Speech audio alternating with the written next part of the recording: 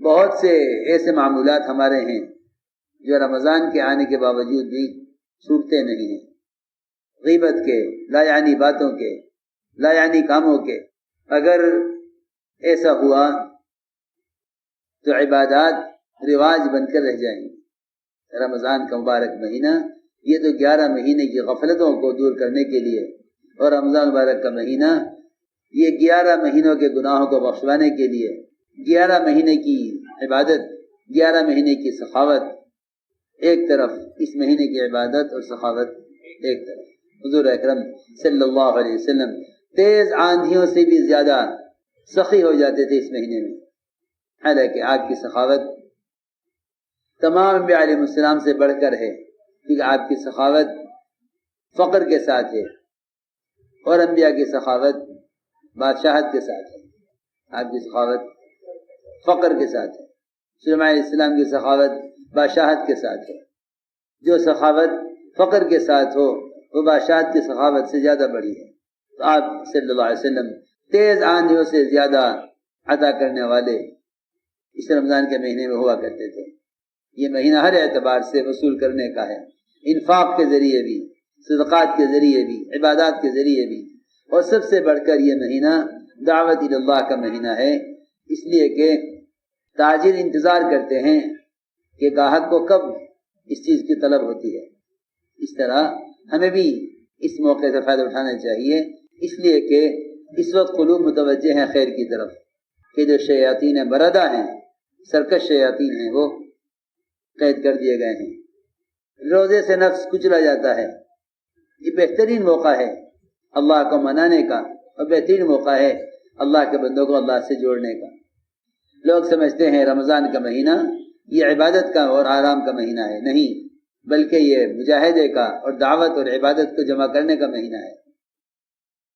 ایسا سمجھتے تھے جس کام میں 11 مہینے ترقی چاہتے ہو اس کو اس مہینے میں زیادہ کرو، جس کام میں 11 مہینے ترقی چاہتے ہو اس کو اس مہینے میں زیادہ کرو۔ اس لیے یہ رمضان کا مہینہ یہ دعوت عبادت کو جمع کرنے کا مہینہ ہے۔ اپنے ایک منٹ کو، ایک لمحے کو اس میں وصول کرنا ہے۔ جب بھی خالی بیٹھے ہو، اول تو خالی نہ رہو، یا ذکر میں، یا تلاوت میں، یا دعوت میں، یا عبادت میں، یا ذکر میں، تلاوت میں، یا دعوت میں، یا عبادت میں، اسی میں اپنے آپ کو مشغول رکھو۔ اس لیے کہ دنیا میں 3 ہی کام کرنے کے ہیں، بقول حضرت عمر رضی اللہ عنہ کے، کہ اگر دنیا میں 3 کام نہ ہوتے میں دنیا میں رہنا پسند نہ کرتا۔ ایک پہلا کام اللہ کے راستے میں پھرنا، یہ پہلے بیان فرمایا۔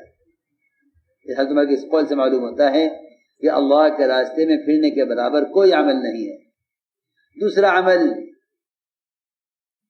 اللہ کے ذکر لمبے لمبے سجدے کرنا، اور تیسرا عمل علماء حق کی مجالس سے علم حاصل کرنا۔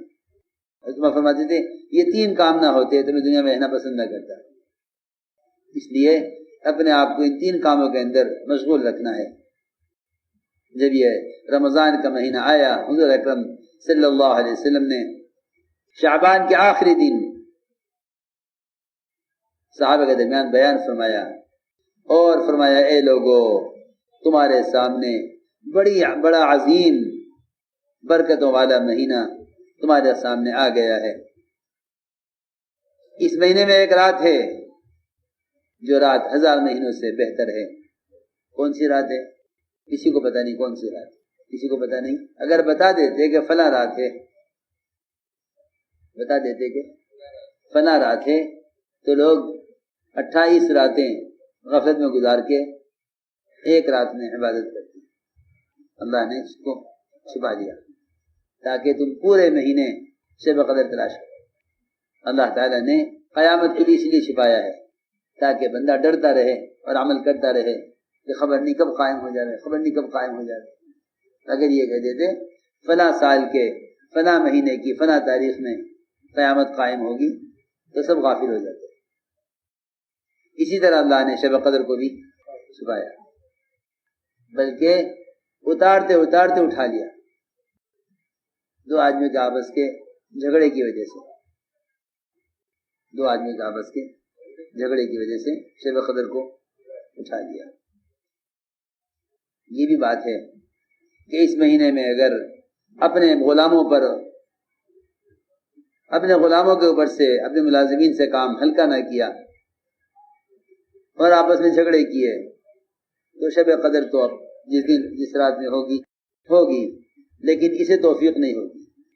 یہ بھی ایک بات ہے کہ جھگڑنے والے سے خیر کے مواقع اٹھا لیے جاتے ہیں، یعنی وہ خیر کے مواقع سے غفلت کے ساتھ گزر جاتا ہے، تو اس کو چھپایا ہے شب قدر کو، تاکہ اس شب قدر کی تلاش میں ہر رات کی قدر کی جائے۔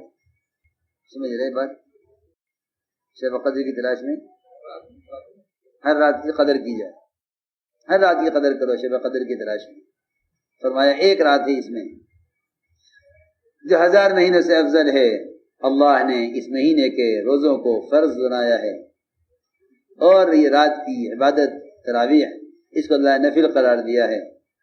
جو آدمی اس مہینے میں کوئی بھی عمل خیر کرے گا وہ ایسا ہے گویا اس نے اس کے علاوہ میں فریضہ ادا کیا ہے، ثواب کے اعتبار سے، درجے کے اعتبار سے نہیں۔ درجہ تو فرائض کے درجے کو نوافل نہیں پہنچ سکتی، اور جس نے فریضہ ادا کیا اس مہینے میں وہ اس کا اجر 70 فرائض کے برابر ہے، 70 فریضوں کے برابر ہے۔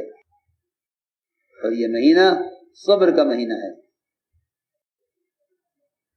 یہ مہینہ صبر کا مہینہ ہے، اور صبر کا بدلہ جنت ہے۔